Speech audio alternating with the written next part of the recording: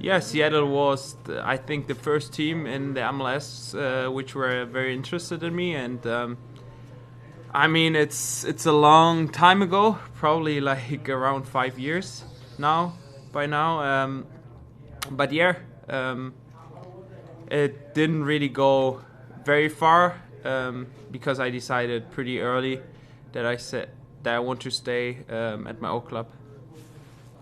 Go ahead, Drake. Yeah, Hany, good to see you again.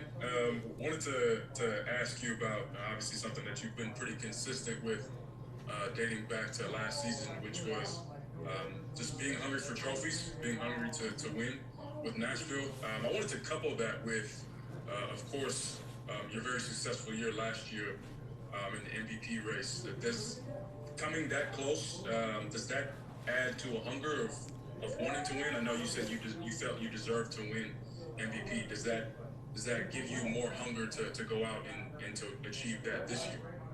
Good to see you too. Yeah, I mean that's definitely the last season I had was definitely a good one, and I want to try to continue where I stopped, and my goal is to stay fit, to stay healthy the whole season, because I know if I will be able to play all the games, I will help the team, and that's my job. That's why I'm here, and I will give my best, and in the end, if I personally perform also good, I will help the team a lot. So that's my goal for sure. Thank you, Hany. Next, we'll go to Ben Wright with Broadway Sports Media, then Tim Sullivan. Go ahead, Ben. Yeah, honey, good to talk to you again. What kind of prep goes in going to a team like Seattle that's obviously one of the better defenses in MLS, but also a team that you haven't faced before? Is that a different kind of preparation for you than a team that you've played before? Yeah, obviously we haven't played them before, but we all know how good they are. That they're very strong at home, and yeah, they're a good side. We have to believe in ourselves. We are looking at them in video sessions, but obviously we have to concentrate on our strengths, and yeah, we need to perform the best way we can. Next, we'll go to Tim Sullivan, then straight to Drake Hills. Go ahead, Tim. I mean, when you look at kind of the challenge in the first game of the year, how much of an opportunity, I guess, or is it something that it almost like gives you butterflies, seeing like, okay, this is one of the teams that's expected to be at the top of the West, and they're the team that we're starting against on the road. What sort of does that challenge present for you guys? Yeah, the first game always in the season, or the first couple of games in the season, are always no one really knows where you're right now at which level. So it's always kind of hard to tell. Um, but I think we had a good preseason. We are ready, and yeah, we will see in the first couple of games how we are doing. Next, we'll go to Drake Hills, then Jada Evans. Go ahead, Drake. Yeah, Hany, of course, last year you were moved higher up the field, and we've talked about this before. In your position, you started and continued to be more of a goal threat as opposed to just a traditional number 10 facilitating. Do you think that's going to be the same this year, especially with Teal coming in and Ake developing and more of the forwards in the team? Or do you think there could be a new evolution to your role this year? Um, First of all, I really liked the position I played last year. Gave me a lot of freedom. I think I could impress. I could, yeah, be the best version of myself. But in the end, it's a team sport. It's not an individual sport. If I want to play an individual sport, I have to go to tennis or other sports. So in the end, I have to do my job. I have to do the best for the team. And if the coach thinks that on a other position is the best for the team, then I will play there. There's no doubt in my head. Thank you, Hany. Next, we'll go to Jada Evans and Claudia Villalobos. Go ahead, Jada. Thank you. Hi, hope you're well. I wanted to ask a little bit more about that Sounders roster. If you, as a player, allow yourself to kind of step back and look at other rosters and what your opinion is of it, because it does, they do have a lot of talented players and good quality players.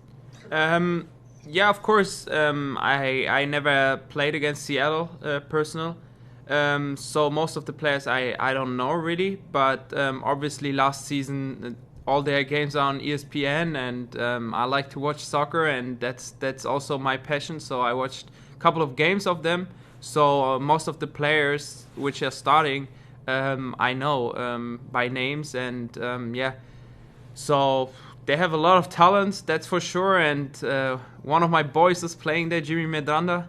So yeah, he loves Seattle. I'm talking to him sometimes, and he's saying they're all good guys. So yeah. Thank you, Hany. Next we'll go to Claudio Villalobos. Go ahead, Claudio. Thank you, Matt. Hany, you've been one of those players that obviously with the last 2 years has improved. Your game's improved a lot. You were the runner-up, and for many of us, just like you should have been an MVP. But that's something else. Now, having said that, when you look at your team this year, having had 2 very good seasons, how much of an improvement you already see, even though you haven't played a competitive game yet, within the team in terms of what you might be able to accomplish this 3rd season, hoping to go to the playoffs? Yeah, definitely. I mean, the first year I came, we were all new. It was a very difficult time. Then COVID hit. We didn't have like a real good rhythm. So yeah, then the last year we started pretty slow, a lot of draws, and then we kind of find our way to win and to be successful. And I think this year we have the good foundation already because of the last two years, and that's what should make us stronger. This foundation we have the identity of the club, we have the philosophy of the coach. We all know what we want to achieve, and I think that will help us the 3rd year to be even more successful. And that's why we're here. Nashville is a club to want to compete and want to win something in the near future. Thank you, Hany. Next we'll go to Tim Sullivan. Go ahead, Tim. I know you guys have only played on artificial turf a couple times over the past couple of years. Atlanta and Portland are the only ones I can think of. What are you expecting, and what do you remember from your experience playing on it? I don't know if you played on it in Denmark, but yeah. What are you looking forward to about artificial turf, or maybe Reddit about playing on artificial turf? First of all, I hate artificial turf, but yeah, we have to take it and play there. And I don't mind it. It's not the best circumstances or field for my game, but yeah, it will be a totally different game than on grass. But yeah, we trained the last weeks 2 times now on turf, so we should be ready. Thank you, Hany. We'll wrap up today's session with Hany Mukhtar with Drake Hills. Go ahead, Drake. Yeah, Hany, I wanted to ask you about obviously the travel. This is a bit of a different experience, but something that kind of hit you pretty hard in your first year in MLS. But as you mentioned earlier, with the stop and the start of 2020, there was same-day travel. There's a lot of different things going on. What did you learn from your first season in MLS in terms of the travel, and how are you using that to just prepare yourself as a part of the team for especially these first 8 games? Yeah, I mean that is something which is totally new for me. To travel 3, 4, 5 hours to a game, you have to play the next day or in 2 days. I will do everything I can and try to get used to it. I think I need time to adjust for that, definitely. I don't know why they put us in the West Conference. It makes no sense from my perspective, but we have to take it. That's our job, and yeah, we are not here to complain, and we have to do the best out of it. The first 8 games all the way, pretty tough start, but I think if a team can handle that, then it should be us.